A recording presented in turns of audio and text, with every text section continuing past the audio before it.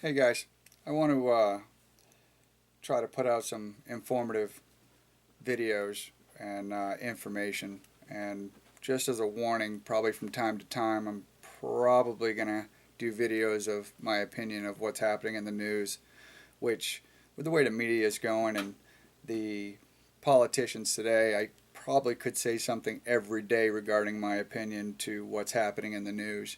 And I'm not very happy about most of it. So I try to keep the common sense approach, but there's going to be a tendency of me probably getting upset every now and again and showing you that on the video. So strap in, hold on tight, and see if we can get our rights back. I want to talk about holsters and carrying concealed. Uh, I know that it's all dependent on location on whether or not most carry. For instance, if I'm just going to the store down the road, I might not carry, but if I'm going somewhere out of town or what have you, I might decide to carry depending on the location that I'll be going to.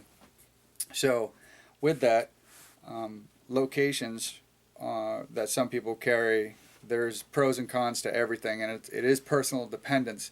In other words, what one person may carry or location one person may carry, somebody else may not want to because of size or disabilities or what have you.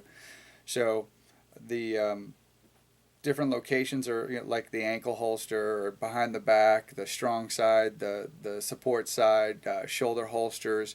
For the women, bra holsters, thigh holsters, purse holsters, which I'm not a huge fan of purse holsters, only because if the threat gets your purse, then they've got your pistol. I like my pistols entirely too much to let somebody else take them.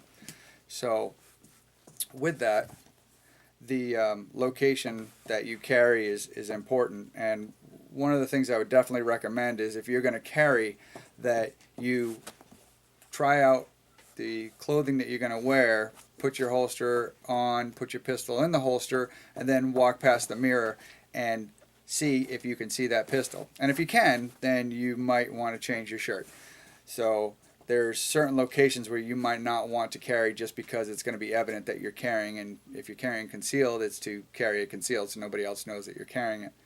So for some, they prefer the behind the back carry, and I prefer the behind the back carry, but I also practice my draws from that holster for behind the back, and I wear different shirts to make sure that each shirt is not going to hang up on the shirt as I try to withdraw it, because if I'm obviously trying to withdraw my firearm, it's because I'm in a bad situation. So the point to that is you need to make sure that you can withdraw your firearm from whatever position you're carrying it from. So if it's from the cross draw side, so you're going support side, but so you can pull from your dominant hand as you reach across to pull your firearm, then you want to make sure you can effectively pull it out. But you also need to try testing it out sitting down. Right? You're not always going to be standing. You may not always have the luxury of being able to stand depending on how rapidly the threat comes into that location that you're at. So you might want to give a try of sitting in the seat and attempting to draw your firearm from the position you normally withdraw it from. So like with me, behind the back holster, me trying to withdraw from behind the back when I'm sitting in a booth, like in a restaurant, is a little bit more difficult.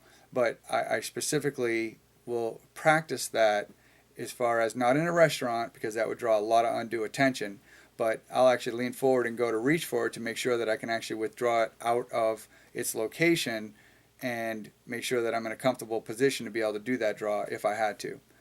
So it's not a paranoid thing, it's a being prepared thing. It's making sure that in the event something does happen, that you are prepared. So it doesn't make you paranoid, it makes you prepared. And if you're prepared, then you're less likely to be caught off guard. Okay? So it's always important to research holsters for your firearms. There's more than one holster that you can purchase. I myself have about 7 or 8 holsters because, as I mentioned before, I don't always wear the same shirt or the same pants, and I want to be able to carry comfortably, but I also want to keep it concealed. So, as always, be safe and practice, practice, practice.